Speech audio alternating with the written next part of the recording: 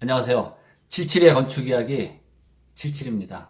이 시간 얘기는 지난번 동영상 단열 에피소드에 대해서 그 내용 중에 좀 의문점이 있으신 분들이 질문을 했어요. 그래서 나원식 님하고 MSS 님이 질문을 하셨는데, 이 단열하고 환기는 서로 상반되는 성격입니다. 단열을 잘하고 여기서 환기가 되면은 열 손실이 일어날 수가 있어요. 근데 이 환기 개념하고 조금 다르게, 또 환기를 통해서, 미세한 환기를 통해서 습기 배출이 이렇게 일어날 수가 있는 겁니다. 그래서 환기의 개념은 뭐 알다시피 실내 공기를 바깥 공기하고 바꾸는 거 아니에요. 근데 실내에는 이제 사람들이 많아지면은 탄산가스도 많이 발생하고, 먼지가 많아서 탁도도 증가하고, 또 습기도 나오고, 그 다음에 뭐 각종 냄새도 많이 이제 나오고, 이러한 것을 바깥 공기와 그 교환을 해주는 것을 환기라 그러는데, 이때 예를 들어 겨울철 같으면 따뜻해진 공기가 바깥으로 나가면서 찬 공기가 유입되고, 그래서 열 손실이 이루어져요. 그래서 그것을 막기 위해서 패시브 하우스 같은 경우는 기본적으로 환기 때 그 열 회수 시스템 또는 열 교환 환기 시스템이라 그래서 그런 걸 쓰지요. 지난 영상에서 설명드렸듯이 그 열 회수 환기 시스템은 그 나가는 열의 그 공기 통로, 그거와 들어오는 차가운 공기 통로의 접촉 면적을 크게 해서, 그쵸, 나가는 공기가 데펴놓은 따뜻한 그 통로를 통해서 또 차가운 공기가 들어오면서 열이 어떻게 돼요? 교환이 되는 거죠. 그래서 다시 말해서 열을 회수하는 그러한 환기 시스템이 되는 겁니다. 질문 중에 MSS님이 한 거는 이제 환기하고 좀 개념이 다른데, 그 환기구 또 벽체 그 틈 또는 처마의 틈에 벌레나 무슨 벌이 또 집을 짓는 거 아닌가, 이러한 의구심을 말씀하셨는데, 이 우리가 지붕 환기라든지 뭐 벽체 환기구 이런 경우에 전부 그 메쉬 망으로 돼 있어요. 그래서 벌레라든지 이런 것들이 침투 못하고, 또 용마루 벤트 같은 경우에는 그 망보다도 이렇게 펠트, 그러니까 수세미처럼 그렇게 돼 있습니다. 그래서 그 틈을 통해서 환기가 되고, 그 또 망이 있기 때문에, 수세미처럼 돼 있기 때문에 벌레 같은 것들이 침투 못하는 그런 구조로 만들었어요. 그래서 이 환기구라든지 이런 틈을 통해서 벌레들이 들어올 가능성은 그렇게 없다고 보시면 됩니다. 그 다음에 이제 나원식님은 다른 분들도 많이 이렇게 의구심을 갖는 그런 공감되는 질문입니다. 뭐냐면 이제 환기가 되면서 열 손실이 일어나지 않겠나, 이제 그 문제입니다. 그래서 지난번 영상에 소개된 그 집의 구조를 보면은, 그쵸, 이제 ALC 블럭 두께 20cm짜리입니다. 200mm. 그래서 외부 쪽에는 100mm 스티로폼 단열재에다가 바깥에 스타코로 마감을 했어요. 그러니까 외부에도 한 100mm 단열재가 있고, 또 ALC 블럭 자체도 단열 성능이 좋고, 그 다음에 이쪽 실내 측으로는 ALC 블럭에다가 은박 단열재 그 한 10mm짜리 1cm짜리 붙이고, 거기에 각재를 박아대고, 그 다음에 각재가 예를 들어서 3cm 각이면 어떻게 돼요? 3cm의 그런 공간 통로가 있습니다. 공기층 그 틈이 있고, 그리고 거기다가 OSB 합판을 붙이고, OSB 합판에 석고보드를 붙이고, 그 실내 쪽으로는 또 이 도배 마감을 하지 않고 스타코 같은 걸로 그런 핸디코트 그런 마감을 또 할 수가 있어요. 근데 이 벽체 가운데 이 각재를 댄 틈으로 열 손실이 되지 않겠나, 그런 의문입니다. 근데 이 벽체의 틈은 위쪽으로는 그 개방이 돼 있어요. 근데 이 아래쪽이나 창틀 주변이나 어디고 다 막혀 있습니다. 그래서 이 공간 틈으로 공기가 유동성을 갖지 못한다고 보시면 돼요. 약간의 대류 현상은 있을 수가 있어요. 틈이 한 3cm 정도 되니까 약간의 대류 현상은 있을 수가 있어도 그 환기 통로라고는 보기 어렵습니다. 그 공간은, 그러니까 ALC 블럭이라든지 이 벽체 내부 구조체가 갖고 있는 습기를 그 틈을 통해서 습기가 천천히 이제 확산돼서 날아가는 그러한 개념으로 보시면 돼요. 여러분도 생각해 보세요. 어떤 콜라병 같은데 습기가 약간 들어있어요. 그리고 그 콜라병 안에 공기는 유동을 하지 못합니다. 물론 콜라병 위쪽에 이 바람이 기류가 세게 지나가면은 그 기류로 인해서 그 안에 공기가 딸려 올라올 수는 있어요. 그렇듯이 콜라병 안에 있는 공기처럼 갇혀 있는 공기입니다. 유동성은 없어요. 그러나 단지 그 틈 안에 습도, 습기가 높아지면은 천천히 이제 상부 쪽으로 배출될 수 있는 그러한 구조라고 이해를 하시면 돼요. 그리고 그 공간 안에 공기가 유동성이 없기 때문에 공기층으로서 단열 효과가 있다 이렇게 보시면 됩니다. 우리 주변에 널려 있는 물질 중에서 공기가 단열 성능이 굉장히 좋아요. 다시 말해서 열 전도율이 굉장히 작다. 그래서 공기를 많이 포함한 재료들은 모두 단열재가 될 수 있습니다. 뭐 지푸라기, 톱밥, 뭐 우리 의복 같은 거, 섬유. 그래서 우리가 쓰는 단열재는 특히 목조주택, 경량 목구조에서는 그라스우를 쓰죠. 유리솜, 유리섬유. 그게 공기를 많이 내포하기 때문에 단열성이 있는 겁니다. 그렇죠? 유리 자체는 열 전도율이 작지 않아요. 커요. 그래서 유리를 섬유화시켜서 솜처럼 만들어서 공기가 그 안에 이렇게 함유될 수 있도록 만든 게 유리솜, 그라스울 단열재입니다. 그 밖에 뭐예요? 그 발포 스티렌, 스티로폴이라고 하죠. 그것도 공기방울들이 많이 함유하고 있기 때문에 단열 성능이 좋다. 이렇게 말씀드릴 수 있습니다.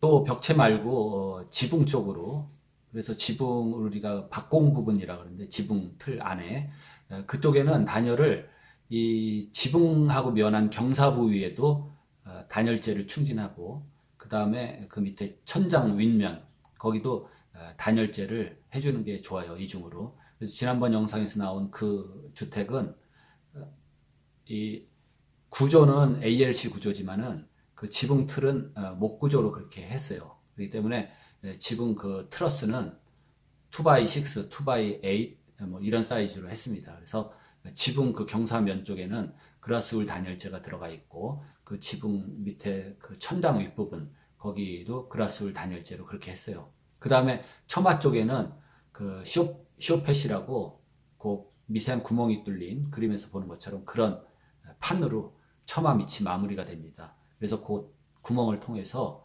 기류가 지붕 쪽으로 가서 지붕 맨 위에 뭡니까? 용마루라 그러죠. 그 용마루 위에 용마루 또 벤트가 있어요. 그래서 그 틈으로 흘러나가게 됩니다. 그러면 여름에는 지붕 안에 그 박공 그 지붕 틀 안에 온도가 높아져서 더운 공기를 배출시켜서 그 지붕 안 공간에 공기의 온도를 낮추는 역할을 합니다. 그러면 겨울에는 열 손실이 일어나는 거 아니냐?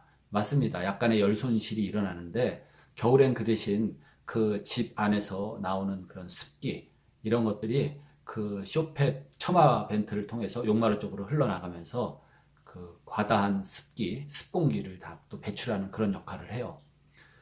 그러면서 그 지붕면에 단열재가 있고 또 천장 윗면에도 단열재가 있기 때문에 그 열 손실은 그렇게 크진 않습니다.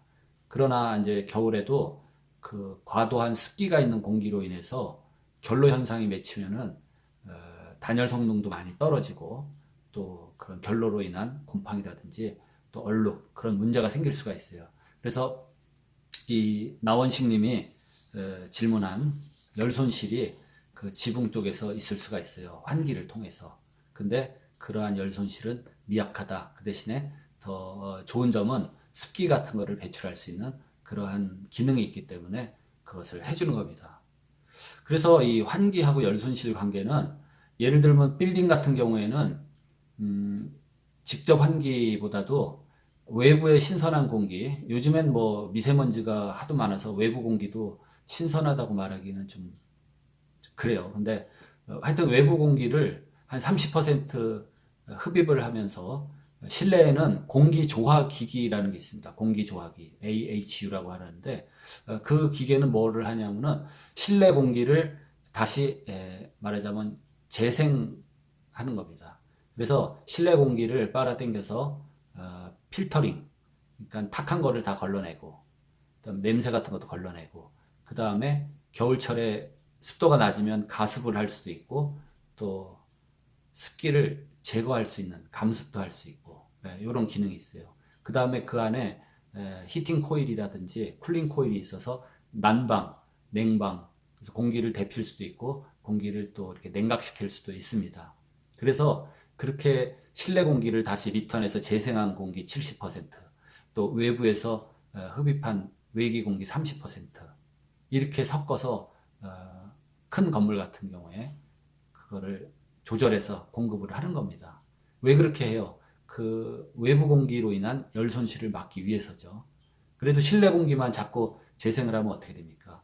산소 농도가 낮아지고 이산화탄소가 많이 올라가기 때문에 그렇게 하는 겁니다. 그래서 환기는 그런 열 손실을 필수적으로 가져오게 돼 있어요. 그래서 적절하게 환기를 하는 겁니다. 요즘 뭐 이런 에너지 손실 때문에 집의 그 밀폐성, 기밀도가 굉장히 좋아져요. 그래서 적절한 환기가 필요하다. 그리고 나원식 씨가 또 의문을 가진 것 중에 하나가 그러면 열 손실을 방지하기 위해서 패시브 하우스에서는 그 기밀도 테스트 같은 것까지도 하는데 이 환기가 열 손실에 문제가 되지 않냐 이런 의문 중에서 그 기밀도 테스트를 하게 되는데 그거는 우리가 건축물에서 에너지 성능을 파악하기 위해서 전체 그 건물을 전부 말하자면 밀봉을 합니다.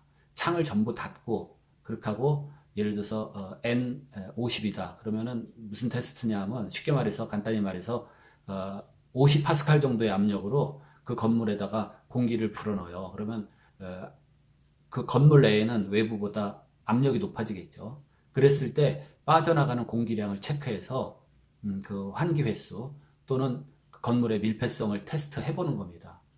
그러면 당연히 문 다 닫고 하겠죠. 창도 닫고 문도 닫고 이제 뭐 환기구도 다 닫고 그렇게 해서 테스트를 합니다. 또 빠진 데가 어디 있어요? 신축 건물 같으면 화장실 같은데, 그쵸? 배수구, 하수구 그런 데도 구멍을 다 막아야 돼요. 그 변기도 아직 이제 사용하지 않고 새 변기를 갖다 놨다가 변기도 물이 안 차 있으면은 그 물로 인해서 우리가 봉수라는 말을 하는데 그 변기에 물이 차 있어야 물로써 그 배수구가 말하자면 막히는 기능을 해서 악취라든지 그런 게 올라오질 않습니다. 그래서 어떻게 돼요? 화장실 변기도 다 구멍이랑 구멍은 다 막아야 돼요. 그렇게 하고 그 건축물 기밀도 테스트를 합니다. 압력을 불어넣어서 그 압력이 떨어지는 그 시간과 그 양을 재가지고 그런 테스트도 해요. 그래서 굉장히 밀폐성을 강조해서 기밀도가 높은 건물을 요즘에 만들고 있습니다. 그래서 문 다 꽝꽝 닫고 환기를 안 하면 어떻게 돼요? 실내 공기의 질이 떨어진다 이렇게 볼 수 있습니다.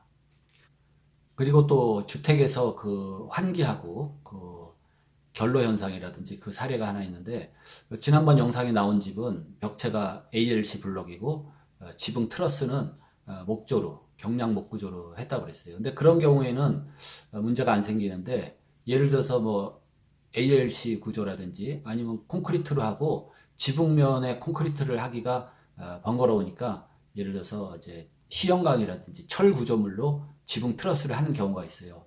이 경우에 하나의 문제가 뭐냐면은 철 구조물로 그런 트러스를 만들었을 경우에 온도에 의해서 철 구조물이 이 온도 팽창 수축을 하면서 소리가 납니다.